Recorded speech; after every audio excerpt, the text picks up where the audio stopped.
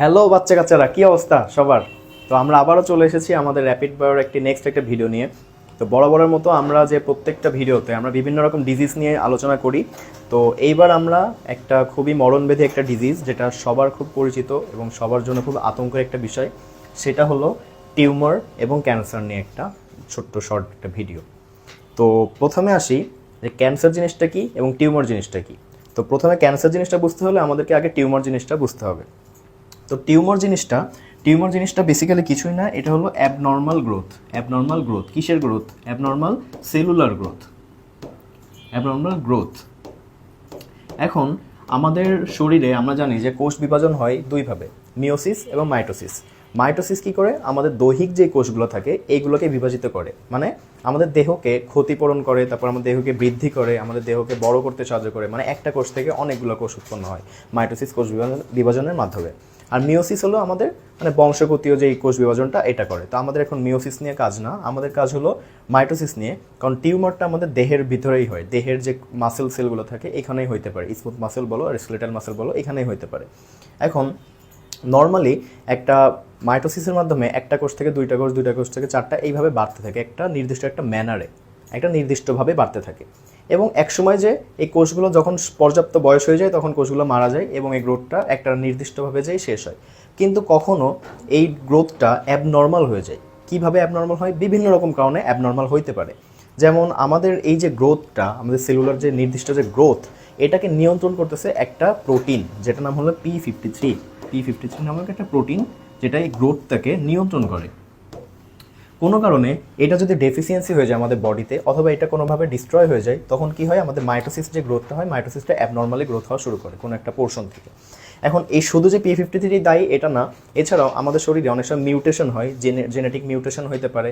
এছাড়াও আমরা যখন অনেক সময় কিছু কেমিক্যাল হ্যাজার্ডের সম্মুখীন হই, কিছু কেমিক্যাল রেডিয়েশন, এইসবের মাধ্যমে আমাদের শরীরে বিভিন্নভাবে জেনেটিক মিউটেশন হয় এবং ওই স্থানে আমাদের মাইটোসিস যে সেল ডিভিশনটা এটা একেবারেই অ্যাবনর্মাল হয়ে যায়। ফলে এই গ্রোথটা অনেক বেশি হয়ে যায়, অনির্দিষ্ট হয়ে যায় এবং আমাদের আউট অফ কন্ট্রোল হয়ে যায়। তো ওই জায়গাটা তখন কি হয়? সুয়েল হয়ে যায়। মানে একটা জায়গায় ধরো তোমার অনেক বেশি কোষ বিভাজিত হয়ে গেছে অনির্দিষ্টকাল ভাবে, তো ওই জায়গাটা কী হবে? নিশ্চয়ই বড় হয়ে যাবে, একটা বলের মতো আকৃতি ধারণ করবে। তো এই যে বড় হয়ে গেল জায়গাটা, এই যে অ্যাবনর্মাল গ্রোথ হইলো একটা সেল থেকে একটা পোর্শনে, আমাদের বডি একটা পোর্শনে একটা গোল হয়ে গেল, যেটা আমরা বাইরে থেকে দেখতে পাই, সেই জিনিসটা কি? টিউমার। এখন টিউমার কি সবসময় ক্ষতিকর? টিউমার মানে কি ক্যান্সার? Actually not.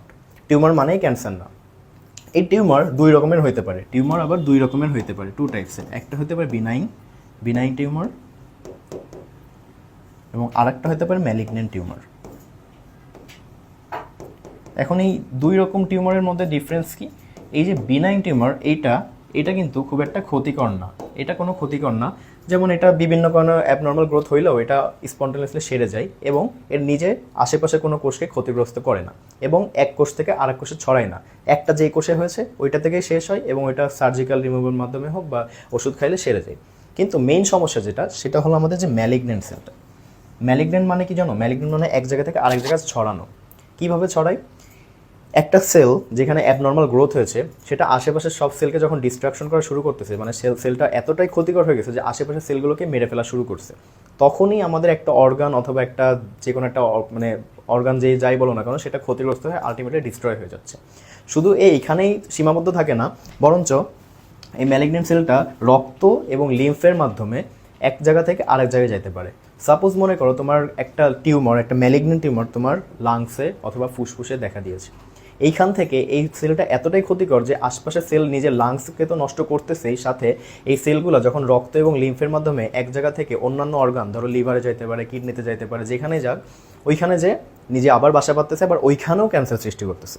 ফলে তোমার লাংসও নষ্ট হচ্ছে, রক্তের মধ্যে তো গেলই, রক্তও গেল, সাথে তোমার কিডনিতেও একটা নতুন করে ক্যান্সার সৃষ্টি করতেছে এবং ওইখানে এই ক্যান্সারগুলো এতটাই দ্রুত ছড়ায় যে আশেপাশে যত সেল আছে সবগুলোকে নষ্ট করে ফেলে। তো এই যে ম্যালিগন্যান্ট টিউমারকেই আমরা ক্যান্সার বলতেছি। এই ক্যান্সার নামটা আসছে গ্রিক শব্দ ক্র্যাব থেকে, ক্র্যাব, যার অর্থ আমরা সবাই জানি কাঁকড়া। কেন এই কাঁকড়া নামটা দেওয়া হয়? কাঁকড়ার যে হাত পাগুলো থাকে সেগুলো কিন্তু চারিদিকে ছড়ানো ছিটানো থাকে। তো বিজ্ঞানীরা এটা দেখেছিলেন যে আমাদের যে টিউমারটা, যে ক্যান্সার টিউমারটা, এখানে জিনিসগুলো সব কিছু অ্যাবনর্মাল হয়ে যায়, মানে এখানে যত শিরা উপশিরা ধমনী আছে সবগুলো অ্যাবনর্মালি এদিক ওদিক ছড়ানো ছিটানো থাকে এবং দেখতে কিছুটা কাঁকড়ার মতো দেখা যায়। এই জন্য তখন এরা নাম দিয়েছিলেন ক্র্যাবের মতো, যেখান থেকে নাম আসছে ক্যান্সার। এখন ক্যান্সার মানে কি মরণ ব্যাধি?